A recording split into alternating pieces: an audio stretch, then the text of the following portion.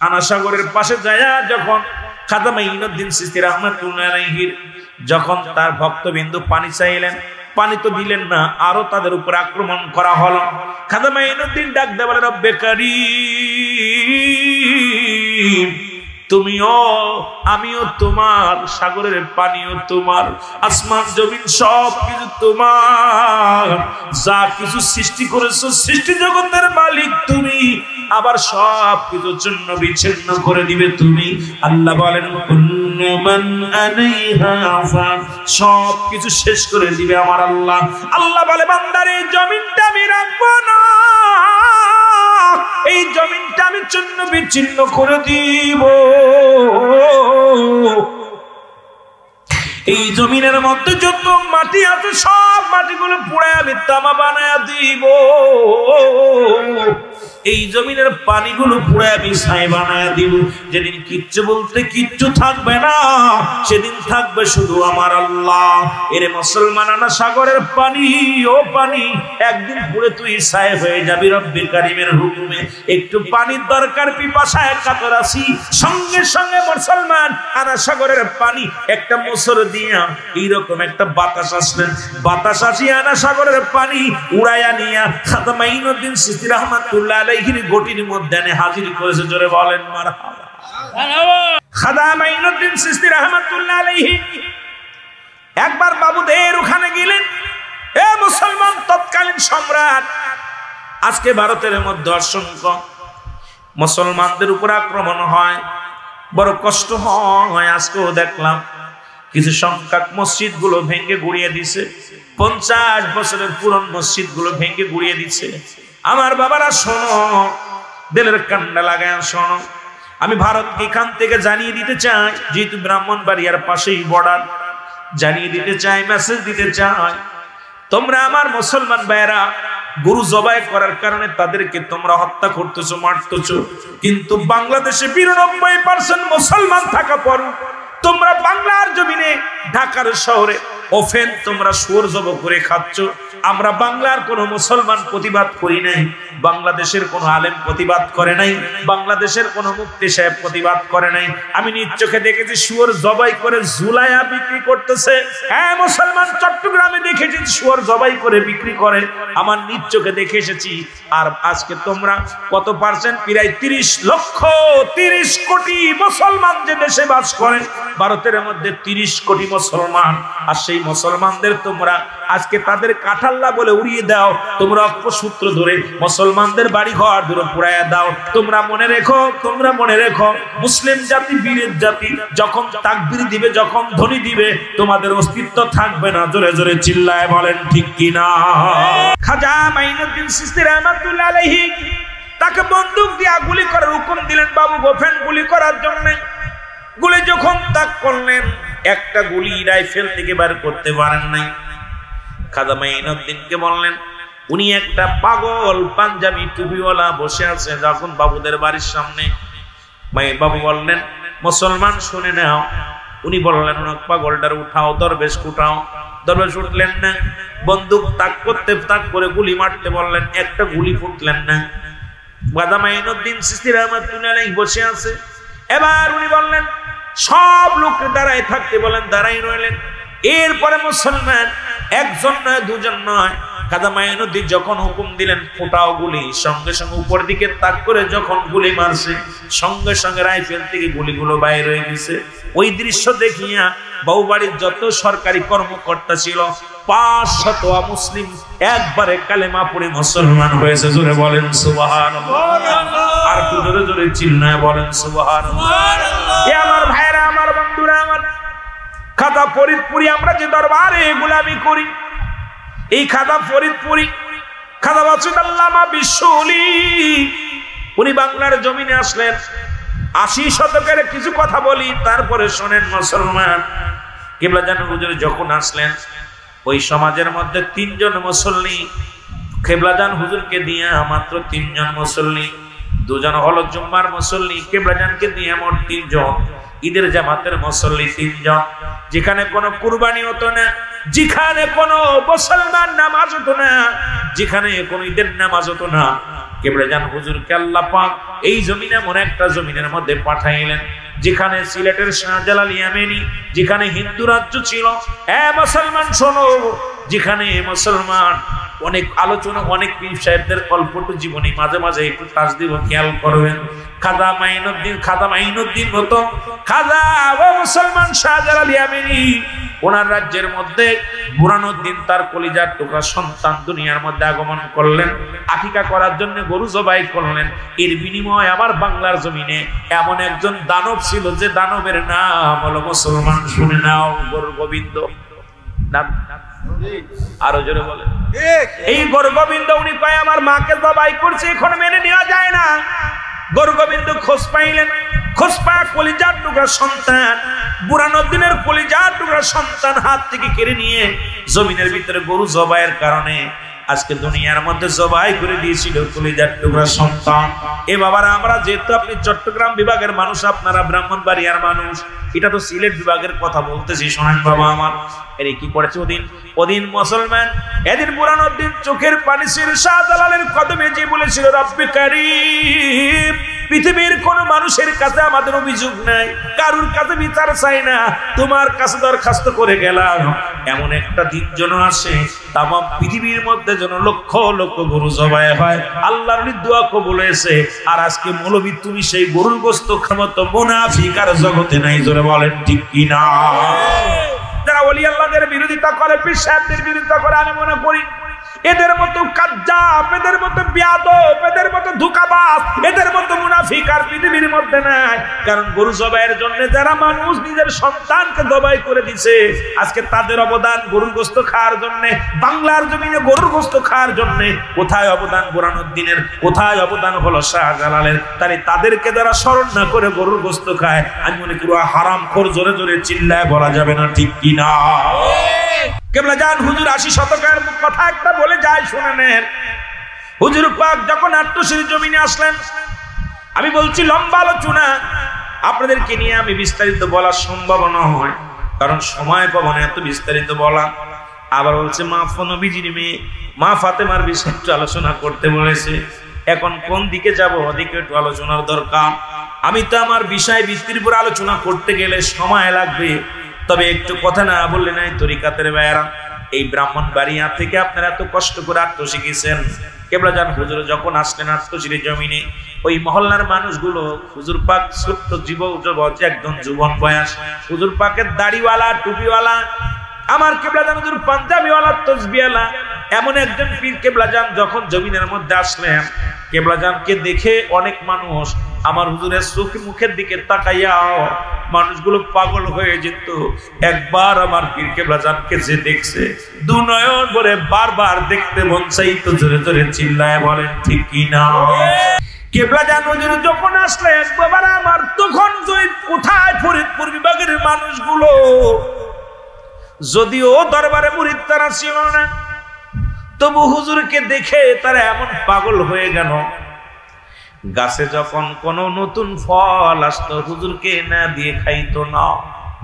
আমি যখন মাদ্রাসার ছাত্ররা মুসলমান দেখি জাকের বেড়া মাহফিল হলে, মাহফিলের তাবার হোক আগে দরবারে না ফাটায় খাইতো না, যত দূরই হোক তিরাক বাড়া করে হুজুরের কদমে পাঠাইতো। এরে জাকের বেড়া যখনই স্মরণ করতো তখনই মুর্শিদকে পাইতো। এখন আমরা অনেকেই নামি জাকের হয়ে গেছি। হুজুর যে কত বড় নিয়ামত, আলোচনা করলে রাত শেষ, আমার জীবন শেষ হয়ে যাবে বলে শেষ করতে পারবো না। জাকের ভাই মুসলমান শুনে না, শুধু ফরিদপুর না, নতুন গাবি বিয়াইলে দুধটা প্রথম দুধটা দরবারে পাঠাইতেন। ফসলের দান হতো, জমির ডালগুলো কেটে 2 কেজি পারুক 5 কেজি পারুক আগে দয়ালের কদমে পাঠাইতো। জমিনের ফসলগুলো হইলে আগে দয়ালের কদমে পাঠাইতো। এইটা দেখে ফরিদপুরের মানুষের গুসা হয়ে গেল। আরে আমরা কোথাতে কাশমতুল্লাহ ফরিদপুরি জুড়ে এসে বইছে, এই দেশ কুটা ফরিদপুর মানুষ পাগল বানাইলো। আর উনি এমন একজন জাদুকার, যে যায় উনার কদমে সেই তো উনার অনুগত হয়ে যায়। ফরিদপুরের আলেমরা ফতুয়া দিয়ে দিল আট্টশিতে যা যাবে না, আট্টশি যারা যাবে এরাও তোরা বাতিল ফেরকার মধ্যে পড়ে যাবে। যারা ওই দরবারে দিবে এটা হারাম হবে, ওই ভক্ষণ করে, ওই মাল ভক্ষণ করে আট্টশি হুজুর। আর হুজুর কোন ফতুয়া এই মালগুলো খায়, এই ফলগুলো খায়। এই ফতুয়া যদি হুজুর না দিতে পারে, হুজুরের সঙ্গে বোঝাপড়া আছে। ফরিদপুর বিভাগের জাকের ভাইয়ারা শুনে নেন, আজকে ব্রাহ্মণবাড়িয়ার জাকের ভাইয়ারা শুনে নেন, ফরিদপুরের উলামা একরাম, এই মুসলমান যারা বাতিল ফেরকা আলেম ওলামা সবাই হুজুরের কাছে একটা চিঠি লিখলেন, হুজুর আট্টশি হুজুর বরাবর চিঠি লিখলেন, হুজুর আপনি এই যে মানুষগুলো যে ফল দেয়, দুধ দেয়, আপনাকে যে ফসল আদি দেয়, এইটা আপনি কোন ফতুয়ায় পান করেন? আমাদেরকে ফতুয়া দিতে হবে। যদি এর মাসলা না দিতে পারেন, আপনাকে নাকে কর দিয়ে এই জমিন ছাড়তে হবে। হয় আপনি থাকবেন না, হয় আমরা হক্কানি আলেম ওলামা থাকবো। আলেমদের কথা শুনে হুজুর একটা মিষ্টি হাসি দিয়া বললেন, বাবা কি বলতে চান আপনারা? বলে আপনার সঙ্গে বায়াস করতে চাই। হুজুর বললেন, বাবা আমি রাজি। জোরে বলেন সুবহানাল্লাহ। এ ভাইরা আমার, বন্ধুরা আমার, যে কথাগুলো বলতেছিলাম, খাজা মাইনুদ্দিন চিশতি রাহমাতুল্লাহ আলাইহি যারে বললেন ভুয়া, খাজা আজমিরি যারে বলেন ভুয়া, যারা ইসলামের দ্বারক বাও, যাদের কথা আল্লাহ বলে কুরআন সূরা ইউনূসের মধ্যে 11 নম্বর পারা 62 নম্বর আয়াত, আল্লাহ নিজেই ঘোষণা করেন, আল্লাহ সাবধান, নামাজের গালা নাই, হজের গালা নাই, যাকাতের গালা নাই। আল্লাহ বলেন, আল্লাহর ওলিদের বিষয় বলতে যাইয়া ছোট ভাই বলেছে, ওলি কারে বলে? অভিভাবক বোঝায়া দিয়ে গেছে, মুসলমান সুন্দরভাবে বোঝায়া দিছে। আরবিতে বলে মুর্শিদ, ফার্সিতে বলে পীর। এখন আমার দেশের অনেক মৌলবী কয় পীরটির কোরআনে নাই। কোরআনে কেমনে পাবি? কারণ কোরআন তো আরবি ভাষায় আছে, কোরআন তো ফার্সি ভাষায় আসে নাই। কারণ ফার্সি শব্দের ইংলিশে বলে গার্জিয়ান, বাংলায় বলে অভিভাবক।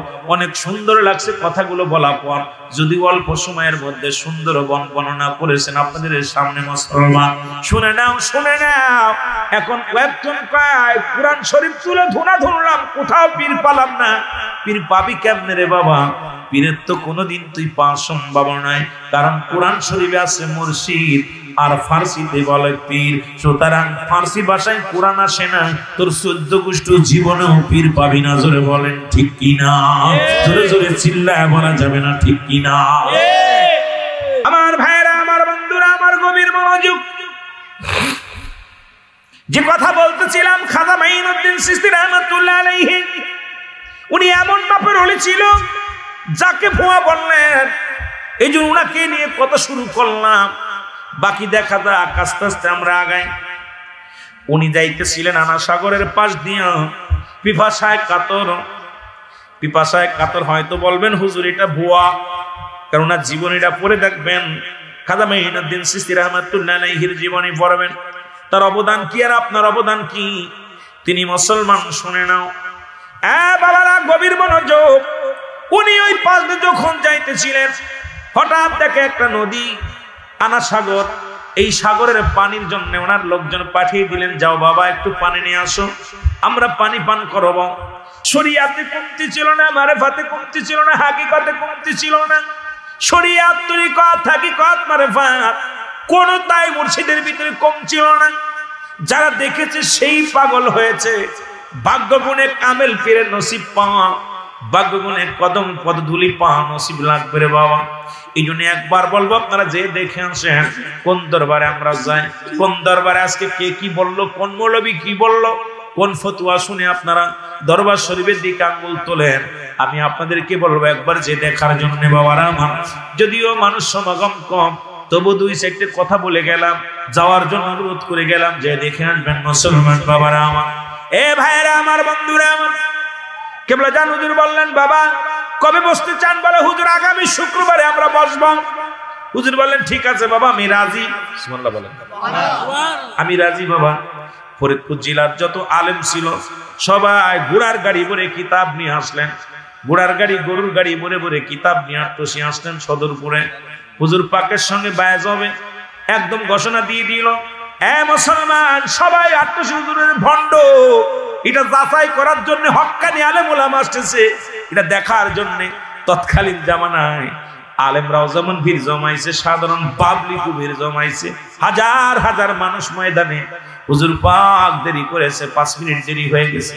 এবার লোকজনে বলে, হুজুর আপনি দেরি করলেন কেন? বলে, হুজুর বাবা 5 মিনিট আমার লেট হয়েছে, আর কিছু আশেকান এসেছিল বাবা ঢাকা থেকে, তাদের বিদায় দিয়ে আসতে একটু সময় লাগছে বাবা, 5 মিনিট দেরি হয়েছে, আমি দুঃখিত এর জন্য। বাবা বসেন। তাড়াতাড়ি সময় নষ্ট হয়ে গেল, তাড়াতাড়ি বসেন। হুজুর বলেন, বাবা যেহেতু বায়াত মাহফিল, তর্ক বিতর্ক হবে, জয় পরাজয় হবে, তবে এখানে একজন বিজ্ঞ আলেম সভাপতির প্রয়োজন, কারণ আজকে এখানের মধ্যে একজন বিজ্ঞ আলেম যদি থাকে সে রায় দিবে। বাবা আপনারা কারে বিচারক বানাইছেন, কারে সভাপতি বানাইছেন? যেমন আজকের মাহফিলে 2 জন সভাপতি বানানো হয়েছে, একজন জনাব হযরত মাওলানা মুসলমান মরকুম মিয়া, আল্লাহ একজন, আরেকজন মিয়া মুশফাক আলহাদ সিরাজুল ইসলাম মিয়া সাহেব, 2 জনকে আজকে সভাপতি জানি করেছেন। বিচারক তো হবে একজন, কেমনে করবেন? হুজুর বলেন, বাবা কাকে বিচারক করেছেন? বলে, হুজুর আমরা বানাইনি না, আপনি একজন বানান। হুজুর বলেন, বাবা আপনারা কেন বানান নাই? হুজুর কারে দিব? উনি হলো অমুক মাদ্রাসার প্রিন্সিপাল, উনি হলো অমুক মাদ্রাসার প্রিন্সিপাল, উনি হলো অমুক মাদ্রাসার হেড মুহাদ্দিস, উনি হলো অমুক মাদ্রাসার ভাইস প্রিন্সিপাল। বিজ্ঞ বিজ্ঞ আলেম কারে থুয়ে কারে দিব? আপনি একজনকে বানান। হুজুর বলেন, ঠিক আছে বাবা, তাহলে আমি যদি বানাবো। হুজুর বলেন, বাবা তাহলে ওই যে লোকটা বসে আছে, ওই লোকটা আজকের মাহফিলের সভাপতিত্ব আসন গ্রহণ করবে। জোরে বলেন মারহাবা। প্রাণের মুর্শিদ, প্রাণের মুর্শিদ, তুমি আমায় ভুইলা যায়ও না। প্রাণের মুর্শিদ, প্রাণের মুর্শিদ, তুমি আমায় ভুইলা। যেদিন থেকে পাইছি কদম, শুভেছি জীবন জৈবন। বাবা যেদিন থেকে পাইছি শরণ, জীবন জৈবন শুভেছি গো, মরণ অর্পণ করেছি তোমার। প্রাণের মুর্শিদ, প্রাণের মুর্শিদ, তুমি আমায় ভুইলা যায়ও না। প্রাণের মুর্শিদ, প্রাণের মুর্শিদ, তুমি আমায়। বাবা তোমার শরণের ধুলি বাগগুনে পাইছি আমি। বাবা তোমার শরণের ধুলি বাগগুনে পাইছি আমি। নিরাশ করিও না আমায়। প্রাণের মুর্শিদ, প্রাণের মুর্শিদ, তুমি আমায় ভুইলা যায়ও না। প্রাণের মুর্শিদ, প্রাণের মুর্শিদ, তুমি আমায় ওই নূরের কদম ধরেছি, শপথ আমরা করেছি। বাবা নূরের কদম ধরেছি, শপথ আমরা করেছি। জীবন গেলেও ছাড়ব না আমি। বাবা জীবন গেলে এই নূরের কদমে আমায় একটু ঠাই দিও, গোলামে ঠাই সায়। এর নূরের কদমে আমায় মুর্শিদ ঠাই দিও, গোলামে টুকু চাই। তুমি সারা বান্ধব আমার নাই। বাবা তুমি সারা বান্ধব আমার নাই। প্রাণের মুর্শিদ, প্রাণের মুর্শিদ, তুমি বিনে কেউ আমার নাই। দয়াল মুর্শিদ, খাজা মুর্শিদ, তুমি আমায় ভুইলা যাইও না। বাবা তুমি আমায় ভুইলা যায়ও না। আল্লাহুম্মা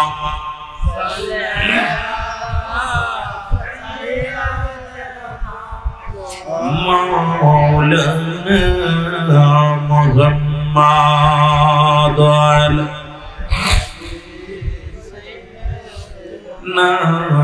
মাওলানা। এ দুনিয়ার মুসলমান,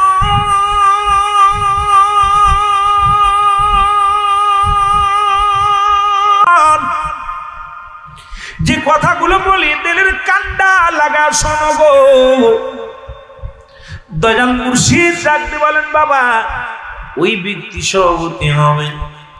লোকজনে হাসাহাসি শুরু করে দিলেন। সবাই বলে, আগে জানতাম আট্টশির হুজুর ভণ্ড, এতে একেবারে তার সিরা বেয়াদব। আট্টশির হুজুরকে নিয়ে বাজে মন্তব্য শুরু করে দিলেন। সবাই গালাগালি শুরু করে দিলেন।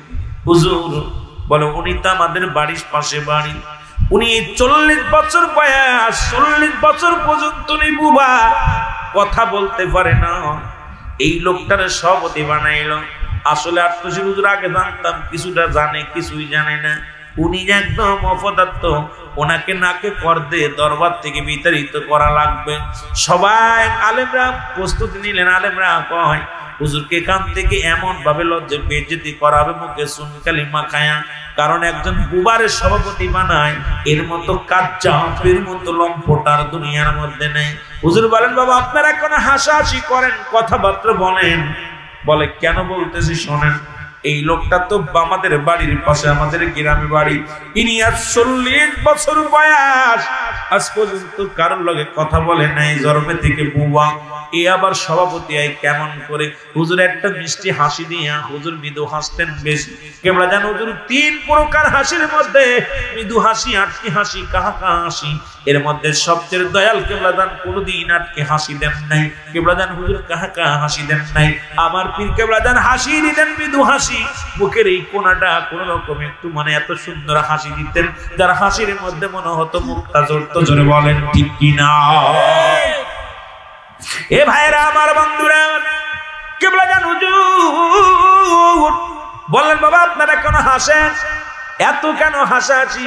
বলেন, হুজুর আপনার হুজুর বলবে কিনা, আপনি তো নিজেই ভণ্ড। যার নামটা বললেন উনি তো 40 বছর বুবা, কথা বলতে পারে না। হুজুর বলেন, বাবা কি বলছো নি বুবা? ওনাকে ডাক দিয়ে হুজুর বললেন, বাবা ওঠেন, আপনি ওঠেন।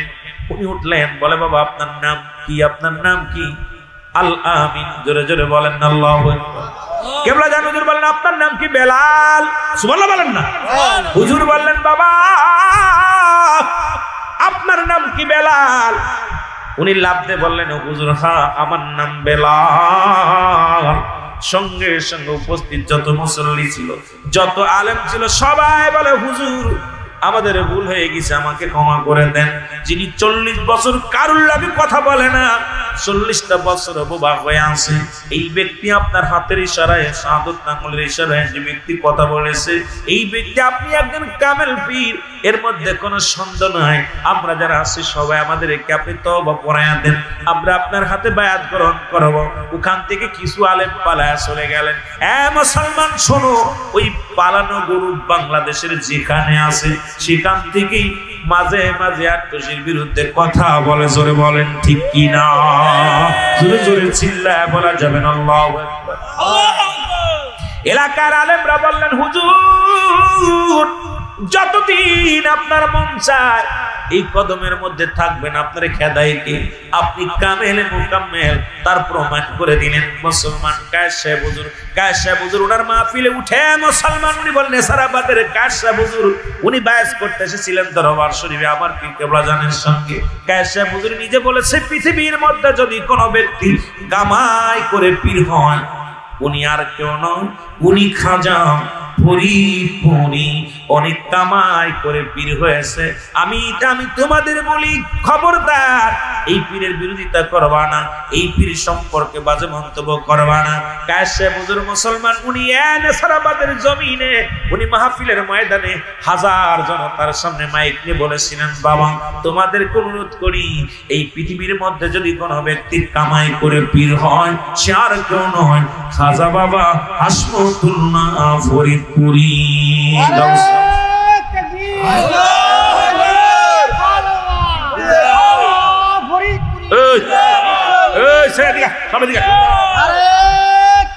গাড়ি দেখে আসলে গাড়ির কাছে দরকার নেই, দিচ্ছিল মাহফিলে বয়, মাহফিলে এসে বয় লাভ আছে, জানে বসলে লাভ আছে। এই চলাই মহব্বতের সঙ্গে দুরূদ শরীফ পড়েন আল্লাহুম্মা সাল্লি আলা। আরে এদিকে ছেড়ে দেব, বাবারও কইবা এখনই। ওয়ালা আলি সাইয়্যিদিনা।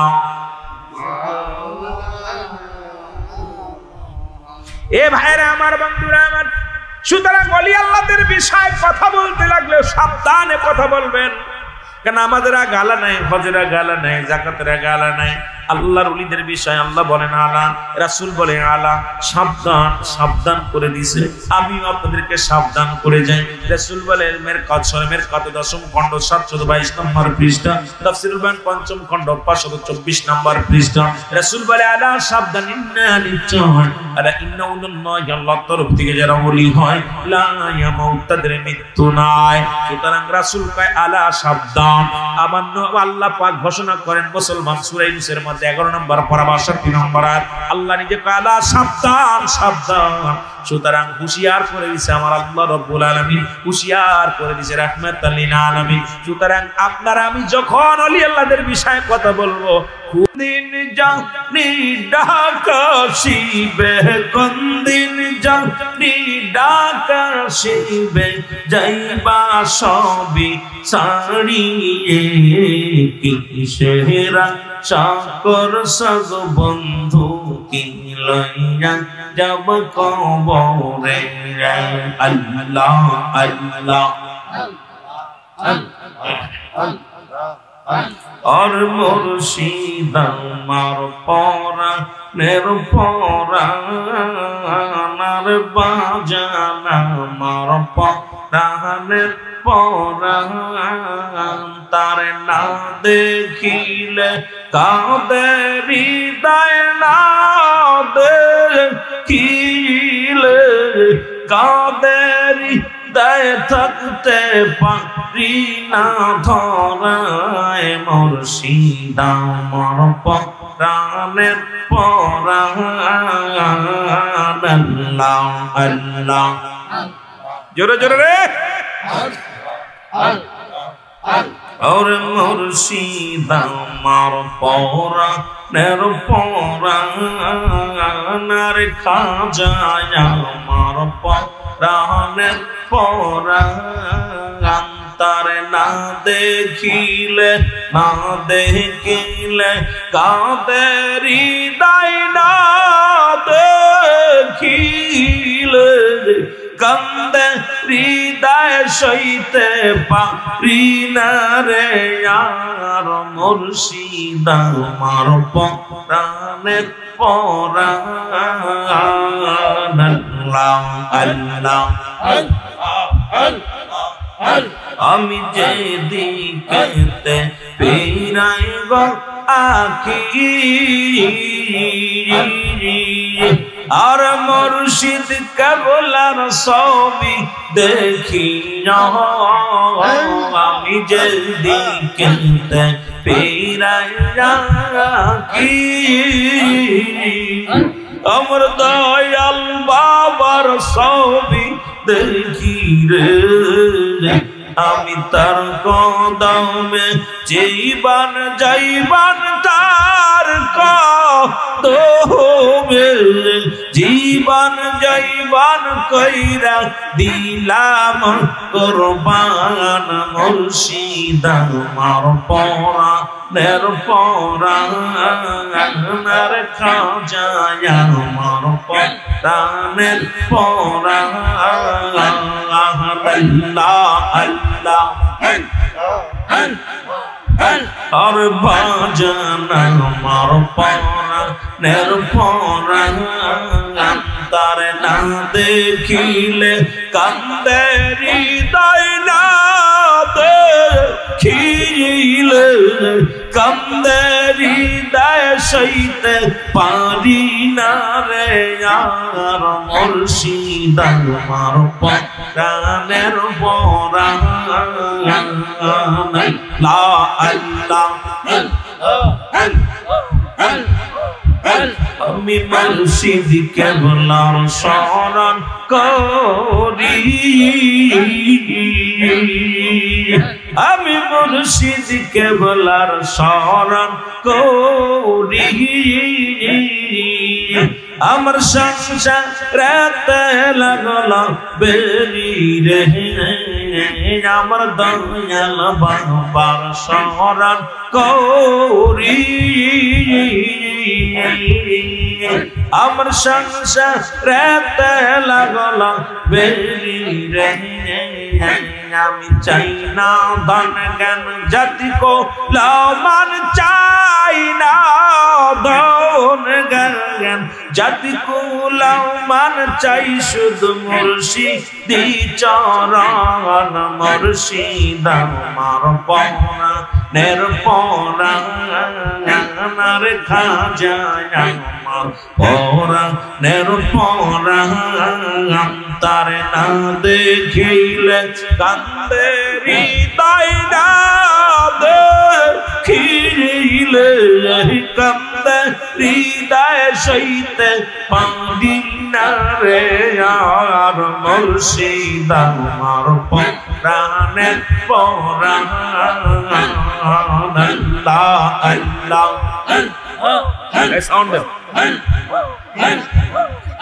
আমি ভাগ্য গুণে পাইছি মুর্শিদ আর চরণে লুটাইছি আমি তো আমি ভাগ্য গুণে পাইছি মুর্শিদ আরে চরণে লুটাইয়া আসি গো আমি যাই কদমে জীবন যাইব দমে জীবন যাইবন করে দিলামি কোরবান মুর্শিদ আমার পরাণের পরাণ খাজা আমার পরাণের পরাণ তার না দেখিলে তার না দেখিলে কান্দে হৃদয় না দেখিলে কান্দে হৃদয় সইতে পারি না রে আর মুর্শিদ আমার প্রাণের পরাণ আল্লাহ আল্লাহ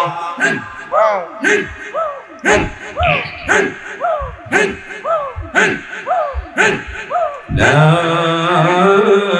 إله إلا الله محمد رسول الله صلى الله عليه وسلم بلغ النبي كماله كشف التجى بجماله حسنت جميع خصاله صلوا عليه وآله الحمد لله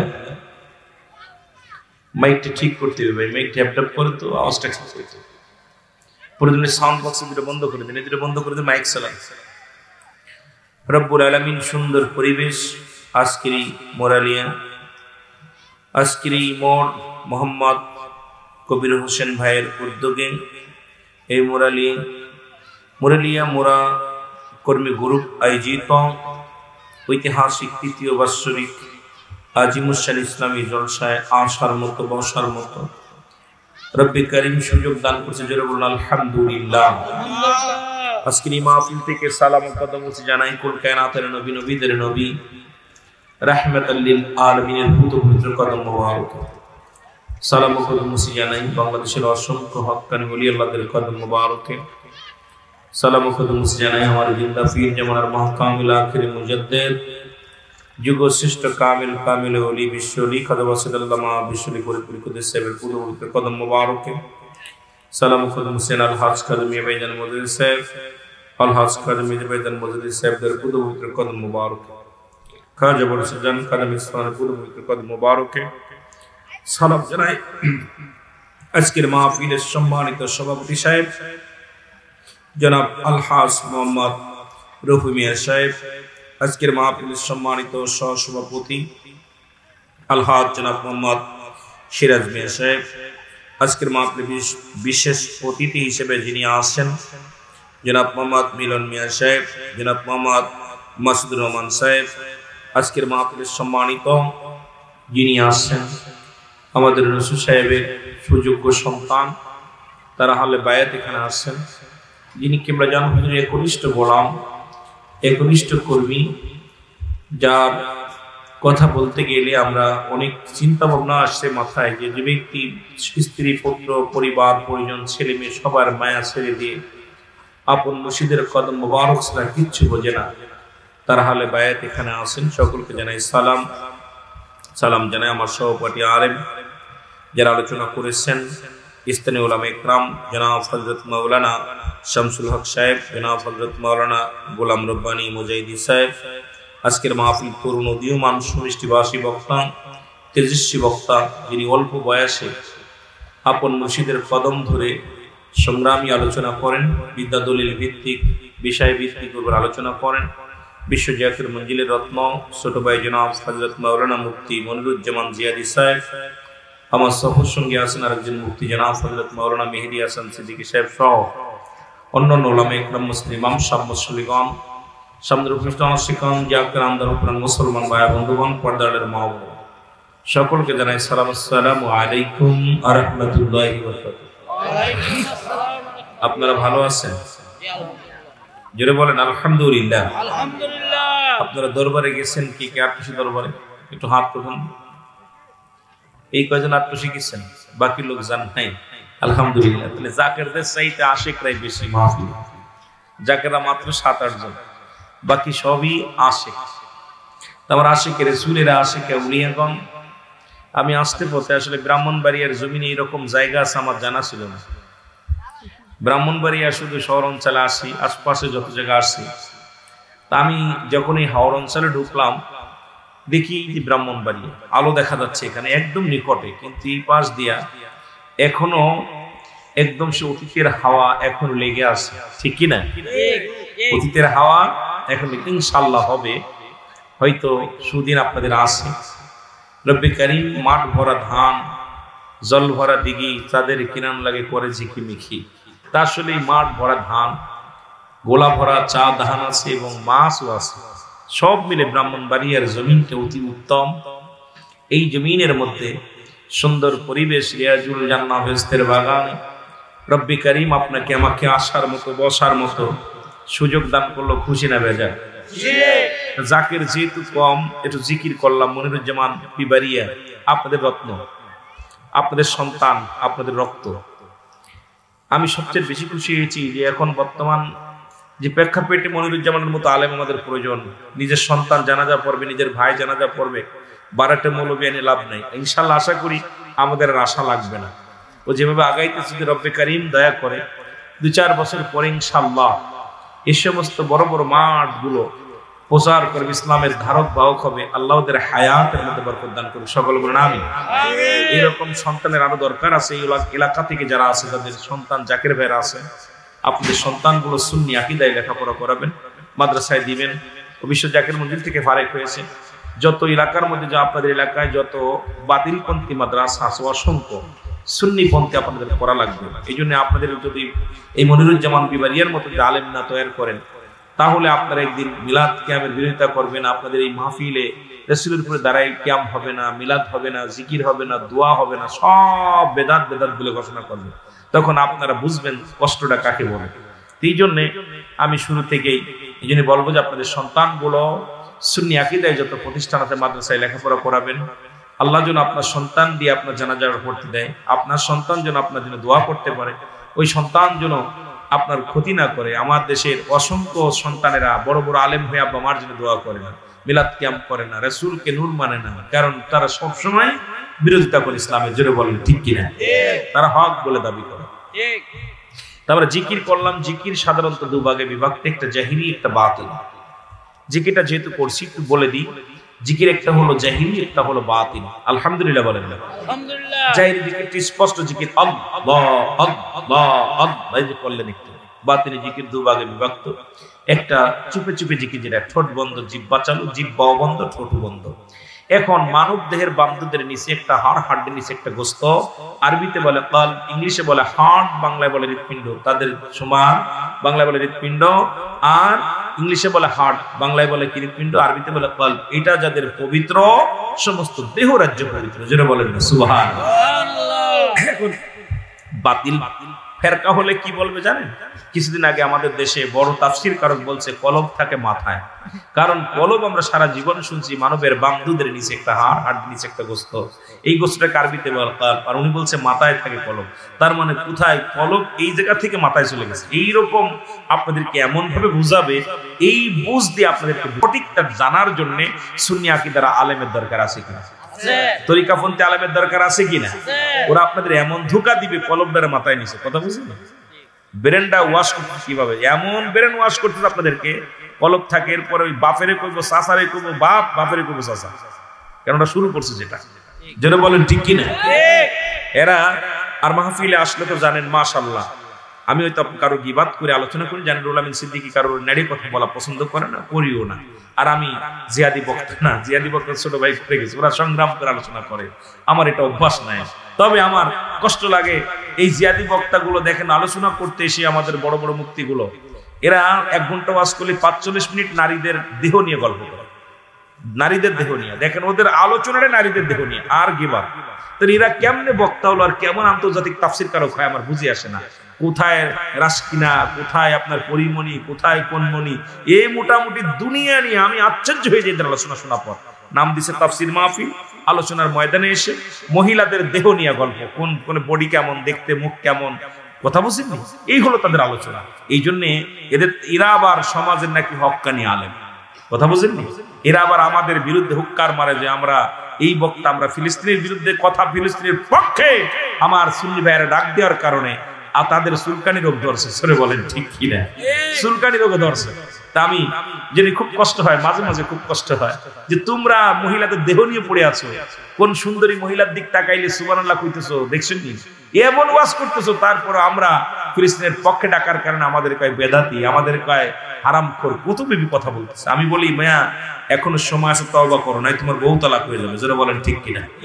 তওবা করো, আমার ফতোয়া তোমার বউ তালাক হয়ে যাবে। কিন্তু সুন্নি আলেমরা কখনো কারো দেহ নিয়ে গল্প করে না, তোমরা যেভাবে করো। সুতরাং জিকির দুভাগে বিভক্ত, একটা জাহিরি একটা বাতিনি। এই জিকিরটা আবার 4 ভাগে বিভক্ত, কথা বুঝেনি? কয় ভাগে বিভক্ত? 4 ভাগে বিভক্ত। তিরমিজি শরীফের 2য় খণ্ড 175 নাম্বার পৃষ্ঠা। এতদিন জিকির করেছেন আল্লাহ আল্লাহর জিকির, এই জিকিরটার নাম হলো ইসমে জাতের জিকির, আল্লাহ আল্লাহ। চরমুনায়, সারসিনাপুর, পরাশিক, দেওয়ানবাগ, আপনাদের ব্রাহ্মণবাড়িয়া যত তাবলিগ জামাতের ভাইরা আছেন, কওমি অঙ্গনের ভাইরা আছেন, জিকিরগুলো লিখে নেবেন। আমরা সুন্নিরা জিকির করি, আপনাদের খুব কষ্ট হয়। এই জিকিরটার নাম হলো ইসমে জাতের জিকির। বাইহাকি শুআইবুল ঈমানের 1ম খণ্ড 337 338 নম্বর পৃষ্ঠা। এতদিন জিকির করেছেন কালেমার জিকির, এই জিকিরটার নাম হলো নাফি জাতের জিকির। কালেমার কোনো জিকির নাই, জিকিরটা হলো নাফি জাতের জিকির, লা ইলাহা ইল্লাল্লাহু মুহাম্মাদুর রাসূলুল্লাহ। কানজুলুল মানের 1ম খণ্ড 214 নম্বর পৃষ্ঠা। এতদিন জিকির করেছেন কি জিকির? তওবার জিকির। এই জিকিরটার নাম হলো কুওয়াতের জিকির, লা হাওলা ওয়ালা কুওয়াতা ইল্লা বিল্লাহ। ইবনে মাজার মধ্যে 74 নম্বর জিকির, সুবহানাল্লাহ আলহামদুলিল্লাহ লা ইলাহা ইল্লাল্লাহ। হায়াতের মালিক তুই আল্লাহ, রিজিকের মালিক তুই আল্লাহ, তুই বিনে মোর নাই আল্লাহ, লা ইলাহা ইল্লাল্লাহ। সুবহানাল্লাহ আলহামদুলিল্লাহ লা ইলাহা ইল্লাল্লাহ। আলহামদুলিল্লাহ, এই কণ্ঠের হুজুর আপনাদের জেলায় আছে। ঠিক কি না? বুড়া হয়ে গেছে তো, আহা টান দিলে এত মায়া লাগে, যদি টান দিলাম মনে পড়লো না জেলায় আছি তো, বিভাগে আছি। তো বিশেষ করে যেটা বলতেছিলাম, এই জিকির আমরা ৮ জেলা যারা আছি, সুন্নি জামাত যারা আছে, আমরা আল্লাহর জিকির করি কি করি না? কালেমার জিকির করি কি করি না? সুবহানাল্লাহর জিকির করি কি করি না? আমরা অপরাধ করছি কি? অপরাধ করছি কি? অথচ বলে অপরাধ একটা করছি, সেটা হলো যে মাথা কোটে আল্লাহ আল্লাহ আল্লাহ, এটা জায়েজ না। সবচেয়ে বেশি জিকির করে কোরআনের পাখিগুলো। আপনাদের এই মহল্লায় হেফজখানা মাদ্রাসা আছে, অসংখ্য মাদ্রাসা। বিসমিল্লাহির রহমানির রহিম, ইন্নাল্লাযীনা ক্বালু রাব্বুনাল্লাহু সুম্মা ইসতাকামু তাতানাজ্জালুল মালাইকাতু আল্লাহু বাবারে বাবা, উড়ে ঢুলা ঢুলে ওরে জিগাবে ঢুললি কেন? ভাইজান আমি ঢুলি নাই। কোরআন এত বড় জাদু, কোরআনের ভিতরে এত মধু, এই কোরআন পাঠ করলে কি যেন আমাকে দুলিয়ে দেয়। জোরে বলেন ঠিক কিনা? এই কোরআনের পাখিরা কোরআন যখন পড়ে, কোরআনের ভিতরে এত মধু, কোরআনের ভিতরে এত জাদু, কোরআন পাঠ করলে ভিতর থেকে কে যেন দুলিয়ে দেয়। জোরে বলেন ঠিক কিনা?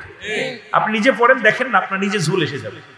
আমরা আল্লাহর ডাকতেছি, আমরা কি ভগবানের ডাকি না কোন খাজারে ডাকি? আমরা ডাকি আল্লাহর, কোরআন আল্লাহর ডাকতেছি করে কোরআন আল্লাহ আল্লাহ আল্লাহ আল্লাহ। আমরা দুর্লে দোষ, সবচেয়ে বড় কপাল নসিব খারাপ ওদের যে আমরা আল্লাহরে ডাকলে ওরা খারাপ করে। জোরে বলেন ঠিক কিনা? সবচেয়ে খারাপ এই বের কয় হুজুর এটাও মানলাম, কিন্তু এই যে গজল গাইলেন এটা কোন জায়েজ? এই গজল গা জায়েজ না, একখান দলিল দিতে পারলে আমরাও জীবনে গাবো না। ওয়াজের ভিতরে আমরাও গজল গাই দিয়ে আমরা জিকির করলাম, জিকিরের তালে তালে আমরা গজল গাই, সামা গাইছি। রাসূলের দরবারে 2টা মেম্বার ছিল। রাসূল এক মেম্বারে নবীজি খুতবা দিতেন, একটা মেম্বারে নবী সাহাবীরা গজল আবৃত্তি করতেন, নাত আবৃত্তি করতেন, কবিতা আবৃত্তি করতেন রাসূলের সাহাবীরা। আমরা গজলের তালে তালে কিছু, জিকিরের তালে তালে কিছু গজল গাই, সামা শরীয়ত মোতাবেক ওলি আল্লাহদের সম্মান, নবীদের সম্মান, কিছু ছন্দ আকারে কিছু কথা বলে এর তালে তালে আল্লাহ আল্লাহ আল্লাহ জিকির করে। যে বলেন না সুবহানাল্লাহ? সুবহানাল্লাহ। অপরাধটা করছি কেন? আমরা অপরাধটা করছি কি দিকে দেখেন? আপনাদের এলাকায় একদল আছে, তারা জিকির করে ইল্লাল্লাহ ইল্লাল্লাহ ইল্লাল্লাহ, নাই আল্লাহ নাই আল্লাহ। আমরা কিন্তু ফতোয়া দিতে যাই, এই জন্য যাই না যে তার পীর হয়তো কোন হালাতে বলে রাখছে, এটা উনি পীর মুরিদি ভালো জানা। আমরা কিন্তু কখনো ওই ইল্লাল্লাহ নাই আল্লাহ আমরা কিন্তু ওর বিরোধিতা করি না। কেন করি না? যে পীরের কাছে আসে ইলহাম, নবীদের কাছে আসে ওহী, হয়তো ওনার পীরের কাছে আইছে এই হালাতটা, এই জন্য উনি বলছে। কিন্তু আমরা তো কখনো কারোর বিরোধিতা করি না। কিন্তু আমাদের জিকির শুনলেই আপনাদের মাথা গরম হয়ে যায়। ঘটনাটা কি বাবা? কথা কর না কেন? যারা বলেন না আল্লাহু আকবার। জিকির করব কার? আসমান জমিনের মালিক কে? আমার মালিক কে? আমরা আত্মশীল যারা মুরিদ আছি, আমরা কি আল্লাহর জিকির করি না অন্য কোন খাজার জিকির করি? যারা বলেন না কার জিকির করি? তবে জিকির কিছু মানুষ আছে, বলবো না যে তা না। মুনাফিক সিনার উপায় হলো যখন জিকির করবে গাফিলতি করবে, নামাজ পড়লে অলসতা করবে। নামাজ যখন দাঁড়াবে তখন অলসতা করে, আর যখন জিকির করে গাফিলতি করে। তবে আমার দেশে কিছু সুন্নি ভাইয়েরা কিছু জিকির খুবই অতিরঞ্জিত করছে, অতি জিকিরটা নিয়ে আফিত্ব গজল নিয়ে কিছু আফিত্ব আছে। এমন এমন গজল গাইছে যেটা শরিয়াতের বরখেলাফ শরিয়াত, উনি নিজের বিবেক দ্বারা। এই জন্য অ্যারিস্টটল সোক্রেটিস বই লেখার পর বলছে নো দাইসেল, নিজেকে নিজে চিনতে হবে, মানারাফুন নফস, নিজের নফসকে চিনতে হবে, কলবু সালিম আত্মাটাকে প্রসিদ্ধ করতে হবে। আর এই আত্মারে ওরা প্রসিদ্ধ করতে পারে নাই, গোলাম হয়ে গেছে টাকার কাছে। টাকার কাছে বিক্রি হওয়ার কারণে এমনও কিছু দানায় পানায় গজল গাইছে, ওইটা এখন সুন্নিদের ভিতরে চালাই দিচ্ছে। যেটা বলেন ঠিক কিনা? কথা কন না কেন? এমন ব্রাহ্মণবাড়িয়ার জমিন আমিরুল আমিন সিদ্দিকী পীরের খানকায় ভেঙে দিয়েছে লাথি মেরে, নাম বললে চিনে ফেলবে। কারণ আমি এসে দেখছি এটা শরিয়াতের খেলাফ। আমাকে পীর সাহেবের বাড়িতে মাহফিল করতে আসা পর দেখছি পীর সাহেব উল্টা পাল্টা, নামাজ তো পড়েই না, শরিয়াতের বিধান মানে না, সে পীর সাহেব। চিন্তা করলাম এই মাহফিলে যদি আমি আলোচনা করি আমাকে টাকা দিব 70,000। মেয়েদের বললাম টাকা কত দিচ্ছে? কয় ভাই 20,000 টাকা দিচ্ছে। আমি বাকি টাকা ছেড়ে দিয়ে চল। গেছি ভিতরে, গেছি আল্লাহর কসম এই ব্রাহ্মণবাড়িয়া নাম বললে একটা না চিনবেন তারা। আর দেখি গরু উঠাই, 10টা 20টা গরু উঠায়, অনেক কিছু মাহফিল করে। আয়া দেখি মাহফিলের ভিতরে নামাজ তো পড়ে না, শরীয়তের বিধান নাই, মোমবাতি জ্বালায় পূজা করতেছে। আমি নিজে দেখতে সব লাথি মেরে ভেঙে দিয়েছি। দেওয়ার পর আমারে ও তো ভয়তে কাঁপতেছে, ভাই মরিসি এই জায়গাতে যাইতে পারতেন না। অথচ আমার আগের মাহফিলে উনি যিনি আছেন, আমার আগে আলোচনা করে গেছেন, গত বছর যিনি আলোচনা করেছিলেন, সেও এইরকম ভণ্ড। তারা লক্ষ টাকা দিছে, টাকা নিয়ে গেছে, কিন্তু জায়েজ করে গেছে। কিন্তু আমরা তো জায়েজ করতে পারিনি। এই জন্য আমি আপনাদেরকে বলবো, সব ভণ্ড নিজে ভণ্ড হয়ে অন্যকে ভণ্ড ভাববেন না। কারণ নিজে ভণ্ড হইলে অন্য ভণ্ড চিনা যায়, জোরে বলেন ঠিক কিনা? কিন্তু তাই বলে আপনি অন্ধকারে সাপ, সব ঘরে সাপ তা না। এই বাংলাদেশ ইসলাম আঞ্চল্লার অলিরা আর এই কামেলের অলিরা যারা, এরা পৃথিবীর মধ্যে সত্য ইসলামের বাতি জ্বালিয়েছে, তারা ভণ্ডামি করে নয়, সত্য প্রকৃত ইসলামের দাওয়াত দিয়ে ইসলামটাকে প্রচার করে, জোরে বলেন ঠিক কিনা? এরা হলো খাজা বাবা। খাজা বাবা কে? খাজা বাবা শাহজালাল ইয়ামিনী, খাজা আপনার শাহপরান, খাজা এনায়েতপুরি, খাজা ফরিদপুরি, এইরকম অসংখ্য আল্লাহর ওলিরা এই জগতের মধ্যে আসছে। এটা নিয়েও বর্তমান যুগে একদল বেঈমান বলছে খাজা বাবা ভুয়া, খাজা বাবা ভুয়া। নাউজুবিল্লাহ বলতেন নি? আরো জোরে বলেন নাউজুবিল্লাহ। আমি জিকিরের বিষয় নিয়ে অনেক আলোচনা ছিলাম, অত যাইতে পারবো না। একমাত্র মানুষ এবং গাছ মাথা নোয়ায় নোয়ায় জিকির করে, অনেক আলোচনা করা লাগবে, যেহেতু পল্লী এলাকা, অনেক দিকে টুর দেওয়া লাগবে। মা বোনেরা বসে আছে, অনেক যুবক ভাইরা বসে আছেন, তরিকাতের ভাইরা তরিকাতের কথা শোনার জন্য বসে আছেন। কোন দিকে যাবো জানি না, তবে দেখা যাক কত দূর যাওয়া যায়, আগাতে থাকি। কষ্ট হচ্ছে আপনাদের? কষ্ট হচ্ছে? 2-1 ঘন্টা আলোচনা বেশি করবো না, হয়তো ঘন্টা অনেক করবো। যখনই সংকেত আসবে সভাপতির তরফ থেকে, পরিচালকের তরফ থেকে, যখনই ইঙ্গিত আসবে ছেড়ে দেবো ইনশাল্লাহ। যেটা বলতেছিলাম, খাজা, এই ব্যক্তি যদি জানতো যে খাজা শব্দের অর্থ, তার আরো লেখাপড়া করা লাগবে। আমি বলবো এখনো তরিকাতের ক্লাসে তোমাকে ভর্তি হতে হবে, কারণ তুমি এখনো মায়ের পেটে পড়ে আছো। খাজা হচ্ছে ফার্সি ভাষা। খাজা কি ভাষা?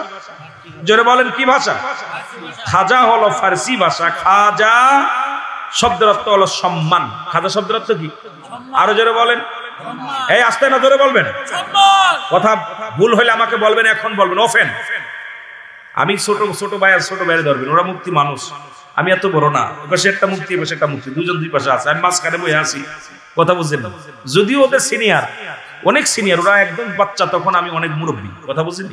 এগুলো হাতে গড়া। আমার মনিরুজ্জামান, আমাদের মেহেদি হাসান, এরা আমার হাতে গড়া, একদম বাচ্চা। ওরা দেখা যাচ্ছে আমার ওদের সাথে ছোট, আসলে বয়স ছোট না। 43-এ পা দিছি। কথা বুঝছেন নি? 43 অলরেডি পাস করে দিছি, মানে লাগিয়ে দিছি। এই এতদিন মানুষ করতাম 45-50 বছর বাঁচবে বলে জানি না, প্রায় মরার সময় এসে গেছে, সিটি এসে গেছে, কোন সময় চলে যায়। যেরকম ঠিক কিনা? যেহেতু দাড়ি মোছ পাক শুরু করছে, যে কোনো মুহূর্তে আমার ডাকতেছে মালাকুল মউত, তুমি প্রস্তুতি হও, তাড়াতাড়ি আসো। ঠিক কিনা আমার বাবারা? খাজা হলো ফার্সি ভাষা। বাবা শব্দের অর্থ ভান্ডার বা দয়া। তাহলে খাজা বাবা, এই বিয়াকুল মার্কা মৌলবী যদি তওবা না করে, ওর বউ তালাক হবে। কারণ এই জন্য আমার রাসূলের দাদার নাম আব্দুল মুতালিব, খাজা আব্দুল মুতালিব। আমার নবীর দাদার নাম, বাবার নাম খাজা, আমার নবীর দাদার চাচার নাম খাজা আবু তালিব। সুবহানাল্লাহ বলেন। খাজা আবু তালিব, খাজা আব্দুল মুতালিব, খাজা গরিবি নওয়াজ, খাজা মাইনুদ্দিন চিশতি রাহমাতুল্লাহ আলাইহি, খাজা খানজানে খাজা বাবা ফরিদপুরি। পৃথিবীর মধ্যে খাজা শব্দের অর্থ, ওর নামের আগে হযরত লাগাইলো, জনাব লাগাইলো। জনাব শব্দের অর্থ সম্মান, হযরত শব্দের অর্থ সম্মান। মৌলবী লাগাই দিলি হযরত মাওলানা অমুক, তুই সম্মানী ব্যক্তি হতে পারিস। এখন তোমার নামে আমি হযরত লেখলা, তোমার নামের আগে জনাব লেখলা, সম্মানী ব্যক্তি লাগাইলা, আর আল্লাহর ওলিদের নামে খাজা লেখলো, তখনই তোমার চুলকানি রোগ হলো। কারণ কি? তোমার জর্মের ভিতর ভেজাল আছে। জোরে বলে ঠিক কি? খাজা বাবা, খাজা বাবা শব্দের অর্থ কি? সম্মানিত ব্যক্তি। সুবহানাল্লাহ বলেন। আরো জোরে। ওদের ধারণা হলো মাল লাগে বিয়া দিয়া, সন্তানের হাঙ্গামা দিয়া, বিয়া দিয়া যে সন্তান ভূমিষ্ঠিত হয়, ওই সন্তান যাকে বলে তাকেই বাবা বলা হয়, দ্বিতীয় কাউরে বাবা বলা যাবে না। নাউজুবিল্লাহ বলেন না? আরো জোরে। বাবা, আমি আপনাদের কাছে জানতে চাই, যদি এটাই হয়, আমাদের জাতির পিতার নাম কি? ভাই অনেক ওয়াজ করা লাগবে, তাড়াতাড়ি ভাই, অনেক ওয়াজ হয়েছে, অনেক ওয়াজ। নাম কি? ইব্রাহিম। বাবা, বাবা বদ্দিস কেন? বাবা তুই, বাবা ইব্রাহিম আলাইহিস সালাম। আচ্ছা, বিয়ে করলো সাইরার আর হাজেরারে, জন্ম দিল কারে? ইসমাইল আলাইহিস সালামকে। আপনি আব্বা কইলেন কেন? আপনার মাল লাগে ছিল নি? ওই হুজুর, তোমার মাল লাগা ছিল? সম্মানের ক্ষেত্রে, তাজিমের ক্ষেত্রে তাকে বলি বাবা। জোরে বলেন মারহাবা। জাতির পিতার নাম কি? আদি পিতার নাম? আরো জোরে। সব আদম, বাবা আদম আলাইহিস সালাম। খালি আদম বললে হবে না, বাবা আদম আলাইহিস সালাম। আচ্ছা, আমরা আদি পিতা, ওরে বাবারে বাবা, একবারই বলি বাবা নাই বললাম, আদি পিতা তো বলা লাগতেছে। পিতা মানে কি? কথা কইতেন নিরে বাবা। এই বাবা আদম আলাইহিস সালাম বিয়ে করছে মা হাওয়ারে, জন্ম দিয়েছে হাবিল কাবিল। আমি আব্বা কলাম, আমার মাল লগে ছিল না কতক্ষণ।